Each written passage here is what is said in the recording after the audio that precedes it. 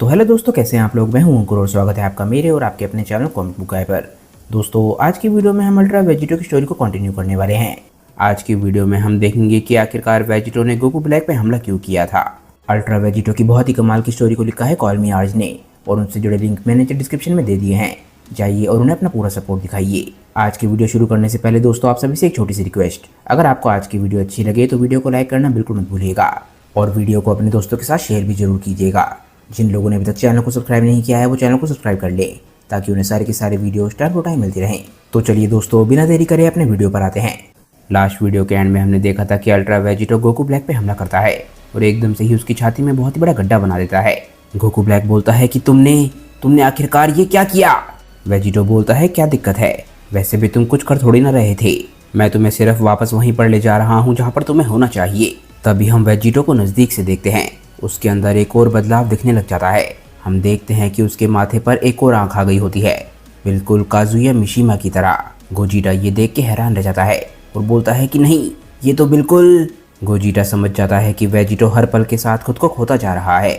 Vegito के हाथों इतनी बुरी तरीके से घायल होने के बावजूद भी गोकू ब्लैक बहुत ज़्यादा गुस्से में होता है। वो बोलता है, क्या मुझे जहाँ पर होना चाहिए, आखिर तुम कौन होते हो एक काय के लिए ये डिसाइड करने वाले। गोकू ब्लैक ये बात नहीं मानना चाहता कि वो वेजिटो का एक हिस्सा बन चुका है। वो वेजिटो के हाथ को पकड़ता है। गोकू ब्लैक वेजिटो से दूर होने की कोशिश कर रहा होता है और आखिरकार हम देखते हैं कि वो वेजिटो के चंगुल से छूटने में कामयाब हो जाता है। गोकू ब्लैक वेजिटो से दूर खड़ा होता है और बोलता है कि तुम ये दूसरे तरीके से भी कर सकते थे, तुम चाहते तो तुम मुझे ज़बरदस्ती एब्सॉर्ब भी कर सकते थे, तो तुम्हें ऐसा करने की क्या ज़रूरत थी। हम देखते हैं कि गोकू ब्लैक ने अपने घाव को पकड़ा हुआ होता है ताकि खून बाहर ना बहे। वेजिटो हंसता है और बोलता है, क्यों, ये इसलिए क्योंकि मैं भूल गया था कि तुम कमज़ोर पिल्लों का स्वाद कैसा होता है। तभी हम देखते हैं कि वेजिटो गोकू ब्लैक के खून को चाटने लग जाता है।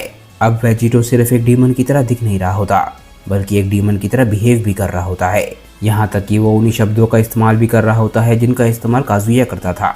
गोजीटा भी इस चीज़ को नोटिस करता है और बोलता है, क्या पिल्ले, वेजिटो, क्या तुम अभी भी वेजिटो ही हो। गोजीटा को वेजिटो और काजुया में सिमिलरिटीज बिल्कुल साफ दिख रही होती हैं। तभी गोकू ब्लैक को बहुत ज़्यादा गुस्सा आता है। वो बोलता है, क्या कमज़ोर, तुम्हारी हिम्मत कैसे हुई, तुम्हें कभी भी आज़ाद होना ही नहीं चाहिए था, रुको मैं उसे अभी सही करता हूँ। गोकू ब्लैक एक बारी फिर से अपना हाथ उठाता है। हम देखते हैं कि वेजिटो के चारों तरफ काफ़ी सारे पोर्टल्स खुल जाते हैं जिनमें से चेन्स की आवाज़ आ रही होती है और ये चीज़ वेजिटो भी महसूस करता है। वेजिटो अपने चारों तरफ पोर्टल्स को देख रहा होता है और उनमें से चेन्स बाहर आ रही होती हैं। वेजिटो बोलता है, अच्छा ये टेक्निक, तुमने वैसे कहा तो था कि तुम ये टेक्निक मेरे लिए बचा रहे थे। हम देख सकते हैं कि ये सारी चेन्स वेजिटो के चारों तरफ बंधने लग जाती हैं, पर वेजिटो गोकू ब्लैक की इस टेक्निक से ज़रा सा भी घबरा नहीं रहा होता। तभी हम गोकू ब्लैक को फिर से देखते हैं। वो बोलता है कि हाँ, मैंने ऐसा कहा था, पर लगता है मुझे इस टेक्निक को तुम्हारे लिए बचाने की ज़रूरत नहीं थी। तुमने इस टेक्निक को पहले देखा हुआ भी है, पर फिर भी तुम एक बेवकूफ़ की तरह इस टेक्निक में बहुत ही आराम से फंस गए। हम देख सकते हैं कि गोकू ब्लैक की चेन्स ने वेजिटो को चारों तरफ से पकड़ लिया होता है और अब वेजिटो गोकू ब्लैक के चंगुल में फंस चुका है। ये देख के गोकू ब्लैक के चेहरे पे एकदम से कॉन्फिडेंस आता है। वो एकदम से स्माइल करता है और बोलता है कि कितनी अजीब सी बात है, तुम हमें तब से पिल्ले बोल रहे हो, पर इस वक्त तुम्हें देखो, तुम हो जिसे चेन से बांधा गया है। गोकू ब्लैक की इस बात को सुन के भी वेजिटो के चेहरे पे ज़रा सा भी एक्सप्रेशन नहीं होता। वेजिटो बोलता है कि बात तो तुमने बिल्कुल सही कही, पर मुझे एक बात बताओ, तुमने देखा कि ये चेन्स काजुया को भी रोकने लायक नहीं थी, तो आखिर तुम्हें ये क्यों लग रहा है कि ये चेन्स मुझे रोक सकती हैं। वेजिटो एकदम से ही सारी चेन्स को पकड़ता है। बहुत ही आराम से वेजिटो सारी की सारी चेन्स को तोड़ देता है। कोई भी इन चेन्स को देख के ये नहीं कह सकता कि ये चेन्स कचिन से बनी है, यानी कि दुनिया के सबसे हार्ड मटेरियल से। वेजिटो इन चेन्स को ऐसे तोड़ रहा होता है जैसे कि वो किसी नॉर्मल रस्सी को तोड़ रहा हो। गोकू ब्लैक ये देख के बिल्कुल घबरा जाता है और बोलता है कि नहीं, ऐसा नहीं हो सकता, वो तो अभी तक ट्रांसफॉर्म भी नहीं हुआ है। गोकू ब्लैक को ये देख के बहुत गुस्सा आता है और उसके पास आखिरी चांस होता है कि वो डायरेक्टली वेजिटो पे अटैक करे। वो वेजिटो को पंच मारने के लिए एकदम से आगे बढ़ता है और बोलता है कि मुझे तुमसे नफरत है मॉर्टल। तभी हम देखते हैं कि गोकू ब्लैक जैसे ही हमला करने के लिए वेजिटो तक पहुंचता है, वेजिटो उसे रोकता नहीं है, बल्कि उसके चेहरे पर एक बहुत ही ज़बरदस्त टाटा मार देता है और इस चाटे की वजह से गोकू ब्लैक जहाँ पर होता है वहीं पर रुक जाता है। सिर्फ इसे एक चाटे से हम देखते हैं कि गोकू ब्लैक बेहोश होकर ज़मीन पर गिर जाता है। इसके बाद वेजिटो अपना पैर उठा के गोकू ब्लैक की कमर पर रखता है। वेजिटो बोलता है कि और यही वजह है कि तुम्हें अब और ज़्यादा दिखाया नहीं जाता, कमज़ोर। वेजिटो और ज़्यादा ताकत से गोकू ब्लैक की कमर को दबाने लग जाता है, पर गोकू ब्लैक की कमर टूटती नहीं है, बल्कि वो बू मटेरियल में बदलने लग जाता है और वापस वेजिटो के साथ मर्ज होना शुरू हो जाता है। कुछ ही देर में गोकू ब्लैक पूरी तरीके से बू मटेरियल में बदल चुका होता है और वेजिटो के अंदर एब्जॉर्ब होने लग जाता है। गोकू ब्लैक के वेजिटो के साथ मर्ज होने के बाद हम देखते हैं कि वेजिटो हल्का सा पावर अप होता है। वेजिटो बोलता है कि तो तुम आखिरकार अपनी कैद में आ गई। वेजिटो और गोकू ब्लैक के मर्ज होने के बाद हम देखते हैं कि वेजिटो के पीछे अचानक से ही कोई आता है। जल्दी हमें ये बात पता चल जाती है कि ये कोई और नहीं गोजिटा है। गोजिटा अपनी बेस फॉर्म में वेजिटो के पास आया होता है और ये बात क्लियर होती है कि गोजिटा बहुत ज़्यादा ध्यान रख रहा है कि कहीं वेजिटो काजुया मिशिमा ना हो। गोजिटा बोलता है कि मुझे नहीं पता कि तुम्हारे साथ क्या चल रहा है, शायद इतने सारे डीमंस को एब्सॉर्ब करने की वजह से तुम्हारी पर्सनैलिटी बदल रही है, पर मैं तुम्हें बताना चाहता हूँ कि मैं तुमसे लड़ना नहीं चाहता, मैं तुम्हारी ही तरफ हूँ। वेजिटो पीछे मुड़ता है और गोजिटा की तरफ देख के हल्की सी स्माइल करता है। वेजिटो बोलता है कि तुम मुझसे लड़ना नहीं चाहते, पर तुम्हें किसने कहा कि ये तुम्हारी चॉइस है मेरे दोस्त। चलो भी, वैसे भी तुम्हारे पास तुम्हारी वो नई चमकदार फॉर्म है, साथ ही साथ वो सभी लोग भी जिन्हें मैंने अब्सॉर्ब किया था, जो कि डिमोनिक नेचर के नहीं थे। तुम बोलना चाहते हो कि मुझे देखने का मौका नहीं मिलेगा कि मैं तुम्हारी उस फॉर्म के सामने कैसा हूँ। फैट गोजिटा हल्का सा नर्वस हो जाता है और बोलता है कि वैसे अगर तुम इतने अच्छे तरीके से पूछ रहे हो तो ज़रूर, मुझे नहीं लगता कि मुझे फ्रेंडली बैटल में कोई दिक्कत है। अगले ही पल हम देखते हैं कि गोजिटा अपनी स्टारडस्ट की नई फॉर्म में ट्रांसफॉर्म हो जाता है। गोजिटा इसके बाद फाइटिंग स्टांस लेता है। गोजिटा बोलता है कि जैसा कि तुमने कहा, मेरे अंदर काफ़ी सारे लोग हैं जो कि तुम्हारे अंदर नहीं हैं, तो बुरा मत मानना अगर तुम मेरी बराबरी ना कर पाओ तो। जैसे ही गोजिटा ये बोलता है, एकदम से ही गोजिटा चौंक कर रुकता है। एकदम से ही गोजिटा नीचे की तरफ देखने लग जाता है। गोजिटा की बॉडी कपकपा रही होती है।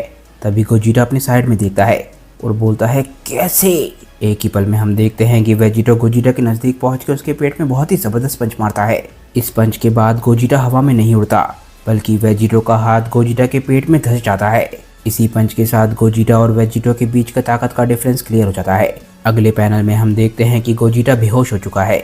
गोजिटा अपनी बेस फॉर्म में भी आ चुका होता है। हम देखते हैं कि गोजिटा की बॉडी भी वापस बू मटेरियल में बदलने लग जाती है और वेजिटो के साथ मर्ज होना शुरू हो जाती है। जल्द ही गोजिटा पूरे तरीके से बू मटेरियल में बदल के वेजिटो के साथ मर्ज हो जाता है।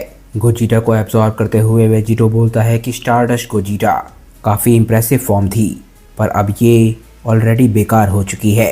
बैटलफील्ड पे हम देखते हैं कि आखिरकार वेजिटो अकेला खड़ा होता है। वो अपने हाथों को फोल्ड करता है और बोलता है, बेकार ज़रूर है, पर तुम्हारे अंदर जो पॉजिटिव एनर्जी है उसी की मेरे अंदर ज़रूरत है, ताकि मैं डीमंस को कंट्रोल में रख सकूं। तुम्हें एब्जॉर्ब करने के बाद मुझे बेहतर महसूस हो रहा है और मैं खुद को पहले जैसा महसूस कर पा रहा हूँ। बस ये उम्मीद करता हूँ कि मुझे एक बार फिर से खुद को डार्कनेस में खोना ना पड़े, ताकि मैं लड़ाई को जीत सकूँ। सही कहा ना लूसिफ। वेजिटो इसके बाद अपना हाथ ऊपर की तरफ उठाता है और एकदम से चुटकी बजाता है। क्योंकि वेजिटो अब सेक्टर 2 का डीमन एम्परर बन चुका है, उसकी बात मानते हुए एकदम से ही उसके पैर के नीचे एक पोर्टल खुलता है और वेजिटो सेक्टर 1 के पोर्टल के अंदर गिरने लग जाता है। इसके बाद हम लोग एक बहुत ही गहरे जंगल को देखते हैं। हम इसके बाद बारडॉग को देखते हैं। बारडॉग बोलता है कि तुम दोनों को इस ब्रेक की सच में ज़रूरत थी, तो धरतीवासी इसे मज़ा करना कहते हैं। हम देखते हैं कि बारडॉग के पीछे गोटेन और ट्रंक्स खेल रहे होते हैं। गोटेन खेलते हुए बोलता है कि ऑफ कोर्स ग्रैंडपा, ये खेलना बहुत मज़ेदार है, मॉम के यहाँ पर हम इसे हमेशा खेलते हैं।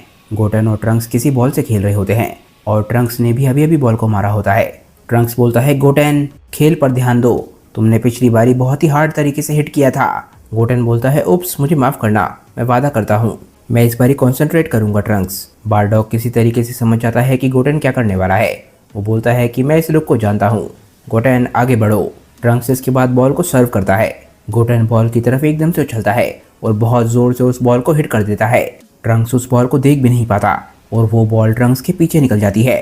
ट्रंक्स को एकदम से गोटेन पर गुस्सा आता है। वो बोलता है, गोटेन मैंने तुम्हें अभी कहा था। गोटेन बहुत शर्मिंदा लग रहा होता है। गोटेन बोलता है, मुझे माफ़ कर दो, मुझे माफ़ कर दो ट्रंक्स, मैं ऐसा नहीं करना चाहता था, मैं वादा करता हूँ। ट्रंक्स जल्द ही गोटेन को माफ़ कर देता है। ट्रंक्स इसके बाद जंगल में भाग के जाता है और बोलता है कि इस बारी मैं बॉल लेकर आ रहा हूँ, अगली बारी तुम्हारी होगी। बॉल ढूंढते हुए ट्रंक्स जंगल में काफ़ी अंदर चला जाता है। ट्रंक्स को बॉल कहीं पर भी नहीं दिख रही होती। वो बोलता है कि आखिर बॉल कहाँ चली गई।